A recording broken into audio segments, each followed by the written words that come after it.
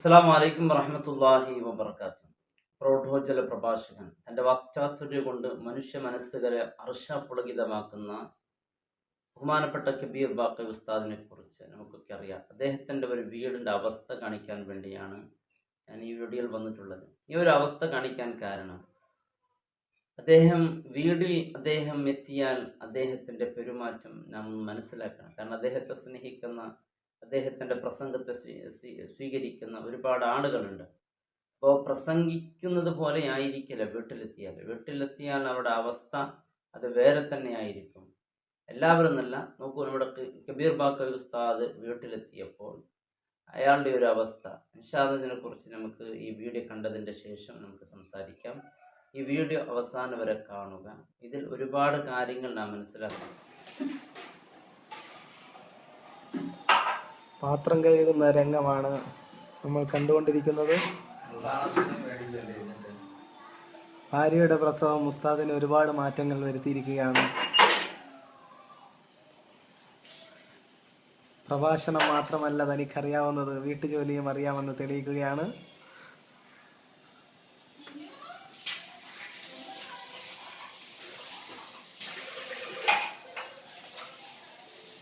പല പണ്ഡിതന്മാരിൽ നിന്നും വ്യത്യസ്തമായ കാഴ്ചകളാണ് നമ്മൾ കണ്ടുകൊണ്ടിരിക്കുന്നത്. ക്യാമറയിൽ പകർത്തുന്നത് കമലാസുറിയ അബ്ദുള്ള.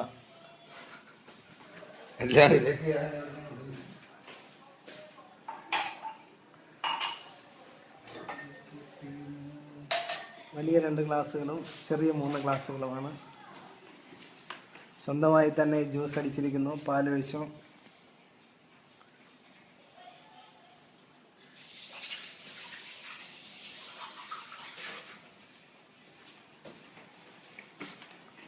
അരമണിക്കൂറായി ഒരു ജ്യൂസ് അടിക്കാൻ കയറിയിട്ട്, എന്നാലും പ്രശ്നമില്ല. ഇനി അതിൻ്റെ രുചിയാണ് നമ്മൾ ആസ്വദിക്കാൻ പോകുന്നത്.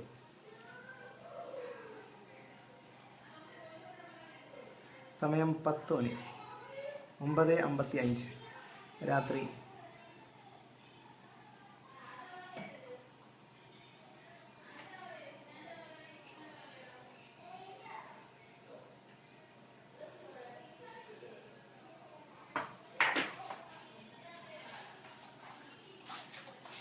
ബൂസ്റ്റ് മെല്ലിടുകയാണ് സൗന്ദര്യം വരുത്താൻ വേണ്ടി.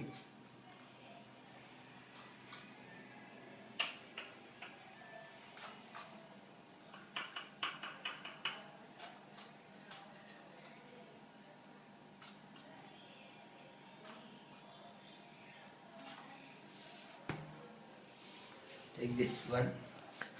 ജസാക്കല്ലാ.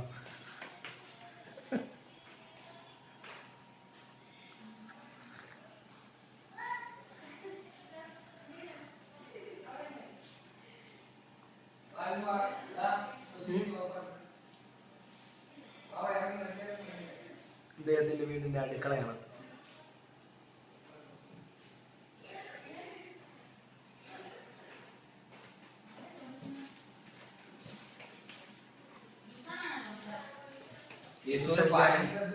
അതിഥികളെ സൽക്കരിക്കാനും അദ്ദേഹം മാത്രമാണുള്ളത്.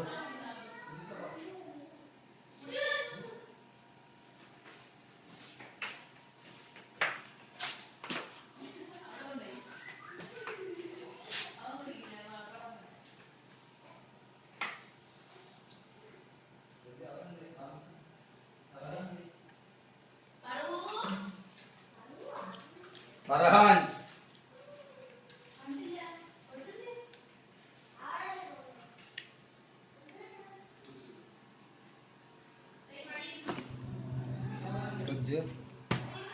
ഫ്രിഡ്ജിന്റെ താഴത്ത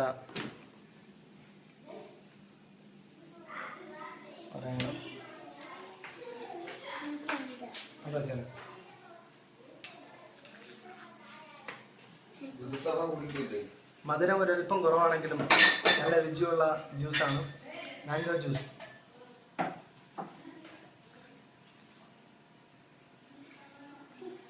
പുതിയ എന്തോ തീവ്രമായ ശ്രമത്തിലേക്ക്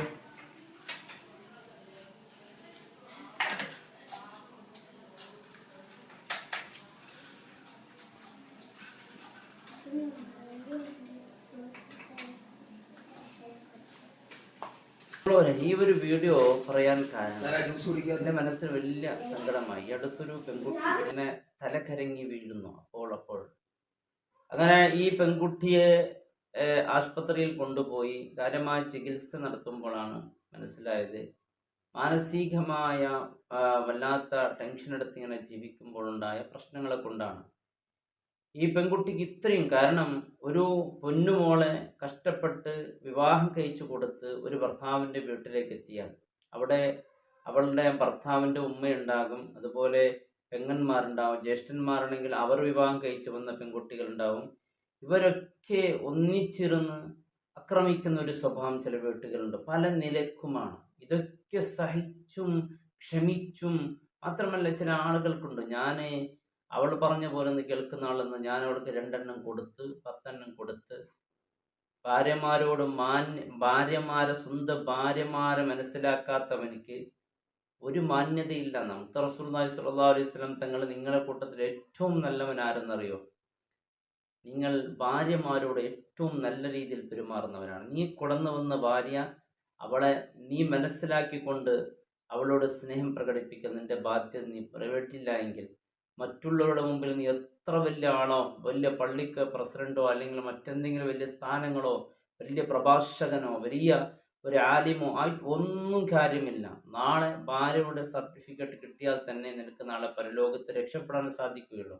5 എണ്ണം വേണം. ഒന്ന് മാതാപിതാക്കളുടേത്, അതുപോലെ ഭാര്യ നിന്നെക്കുറിച്ച് നാളെ പറയണം, ഇയാളൊരു നല്ല മനുഷ്യനാണ് എന്ന് പറയണം.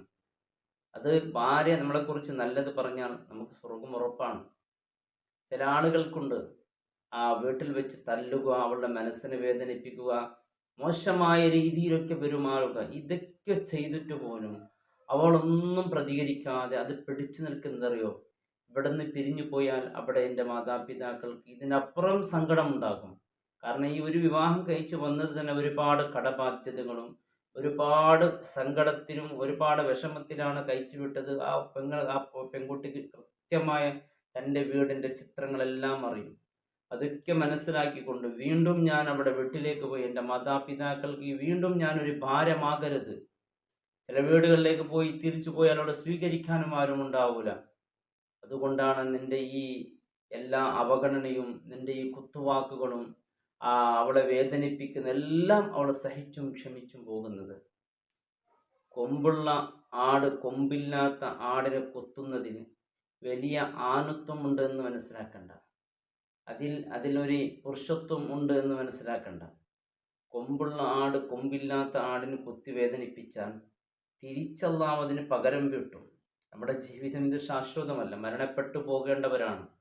തീർച്ചയായും ഭാര്യ നമുക്കെതിരായി നിന്നാൽ നമ്മുടെ എല്ലാത്തിനും അതിൻ്റെ മുമ്പിൽ കണക്ക് പറയേണ്ടി വരും. എത്ര കുടുംബങ്ങളാണ് എൻ്റെ പ്രിയപ്പെട്ടവരെ വേദനിപ്പിക്കുന്ന സംഭവങ്ങൾ വല്ലാത്ത സങ്കടപ്പെടുത്തുന്നുണ്ട്.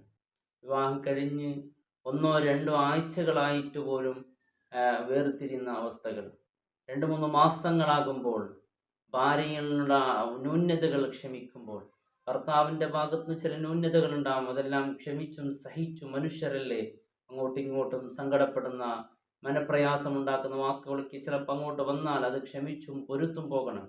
നമ്മുടെ സർവ്വ പാവങ്ങളെല്ലാം നമുക്ക് പൊരുത്തു തരണം. നമുക്കാർക്കും പൊരുത്തു കൊടുക്കാൻ നമുക്ക് മനസ്സ് വരില്ല. ആർക്കും ഒരു വിട്ടുവീഴ്ചയില്ല. ഒരാളെ ഭാഗത്തുനിന്ന് ഒരു തെറ്റ് കണ്ടാൽ മതി, സുബ്ഹാനല്ലാഹ്, അത് പ്രചരിപ്പിക്കാനും അത് ജനങ്ങളെ മുമ്പിൽ എത്തിച്ചു കൊടുക്കാനും എന്ത് തിരക്കാണ്. അതേ വ്യക്തിയിൽ നല്ല നല്ല പ്രവർത്തനം ഉണ്ടാകും. അതാരെങ്കിലും അറിയുമ്പോൾ ഉണ്ടാകുന്ന അസൂയ നോക്കണം. മറ്റുള്ളവർക്ക് അതൊന്നും എത്താൻ പോലും പറ്റൂല. ഒരാളെക്കുറിച്ച് നല്ല വിഷയങ്ങൾ എന്തെങ്കിലും ഒരു സോഷ്യൽ മീഡിയയിൽ കണ്ടാൽ അതിന് നോക്കാനോ അതിന് മനസ്സിലാക്കാനോ ഒരാളുണ്ടാവില്ല. അതേ ആളെന്ന് എന്തെങ്കിലും നെഗറ്റീവായ എന്തെങ്കിലും വിഷയം വന്നാൽ അത് പല ഗ്രൂപ്പുകളിലേക്കും പല ഇടങ്ങളിലേക്ക് അത് എത്തിക്കാൻ കാണിക്കുന്ന ആവേശം കാണണം. ഒരാളുടെ തെറ്റ് നാം കാണുമ്പോൾ അത് മറച്ചു വെച്ചുകൊണ്ട് അത് ക്ഷമിച്ച് മുന്നോട്ട് പോയാൽ ഭാര്യയുടെ ഭാഗത്ത് നമുക്ക് ഇഷ്ടപ്പെടാത്തത് വരും. അതൊക്കെ നാം ക്ഷമിച്ചു കൊണ്ട് പോകണം. എന്നാൽ നമ്മുടെ ജീവിതം എന്നാകും.